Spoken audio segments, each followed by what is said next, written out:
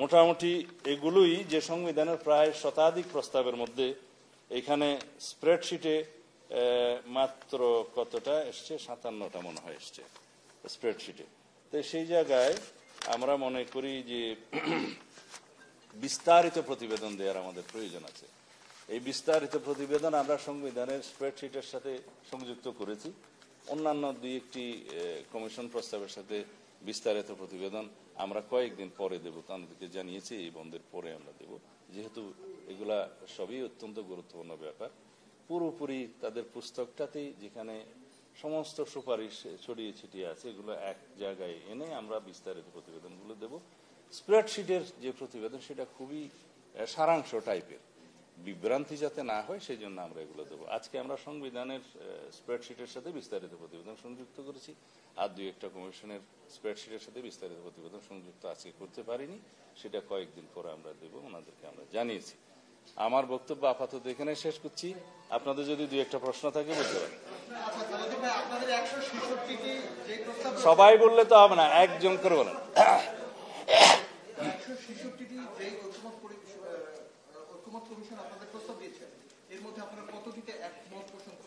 এতক্ষণ তো তাই বললাম, এটা আপনি যোগ করে দেখেন যা যা বললাম।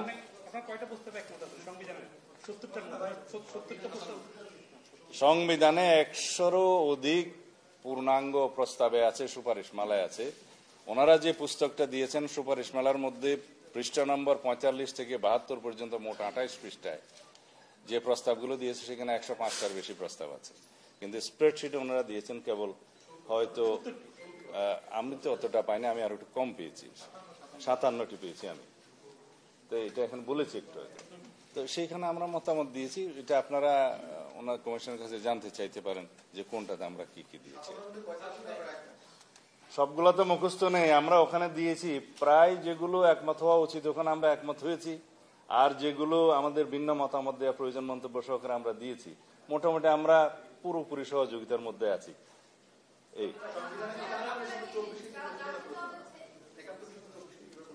না, সংবিধানের প্রস্তাবনা যেটা প্রিয়াম্বল নামে বেশি সবাই চেনে আর কি, এইখানে ওনারা 1971 সালের স্বাধীনতা যুদ্ধের সাথে একই কাতারে 2024 সালের গণ অভ্যুত্থানকে নিয়ে এসছেন, যেটা আমরা মনে করি সমীচীন নয়, আগের প্রিয়াম্বলেই থাকা উচিত।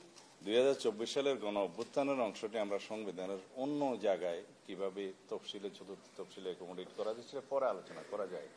এখানে গভর্নমেন্টের কোনো লেজিটিমেসির অভাব আছে বলে আমরা মনে করি না। এটা সাংবিধানিকভাবেই এই সরকার গঠিত হয়েছে। আর্টিকেল 106 অনুসারে সুপ্রিম কোর্টের মতামতের ভিত্তিতে অ্যাডভাইজারি রুল হিসাবে যেটা আছে সেটার ভিত্তিতে এই সরকার শপথ গ্রহণ করেছে। দে আর ভেরি মাচ লেজিটিমেট।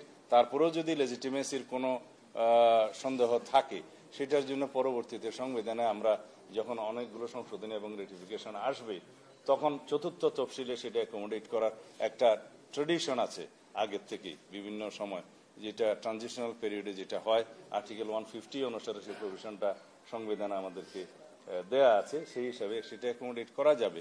আমরা সবাইকে ইনক্লুসিভ করেই এই রাষ্ট্র ব্যবস্থাটা সাজাতে চাই, বৃহত্তর রাষ্ট্রীয় কাঠামোগুলো সংস্কার করতে চাই, একটি শক্তিশালী গণতান্ত্রিক রাষ্ট্র বিনির্মাণের জন্য, বৈষম্যহীন এবং সত্যিকারভাবে একটি সুশাসন বা ন্যায় বিচার ভিত্তিক বাংলাদেশ গঠনের জন্য, যেখানে সবারই মর্যাদা থাকবে, সাম্য থাকবে।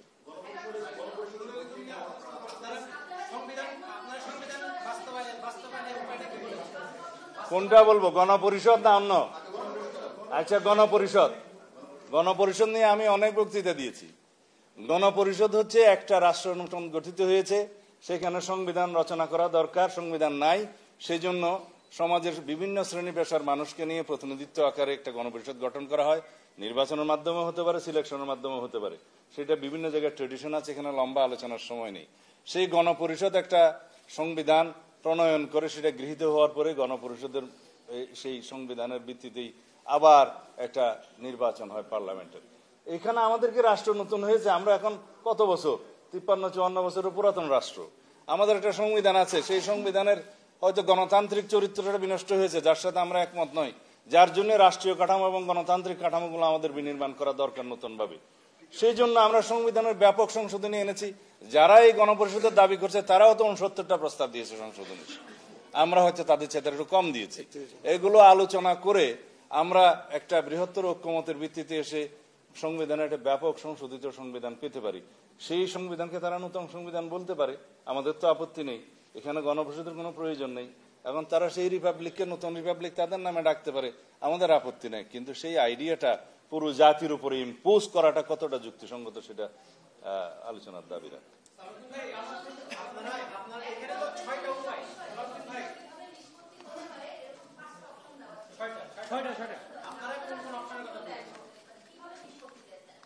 আমাদের গতকালকে একটা প্রেস ব্রিফিং হয়েছে, এখানে তো আপনারা মোটামুটি সবাই ছিলেন। আমরা বলেছি যে অপশনগুলো দেওয়া হয়েছে স্প্রেডশিটে, ইয়েস নো অথবা আংশিক একমত, তারপরে গণভোট, গণপরিষদ, তারপর গণপরিষদ এবং পার্লামেন্ট একসাথে এটা বাস্তবায়ন করবে কিনা, বাস্তবায়ন অংশ এগুলো দেওয়া হয়েছে।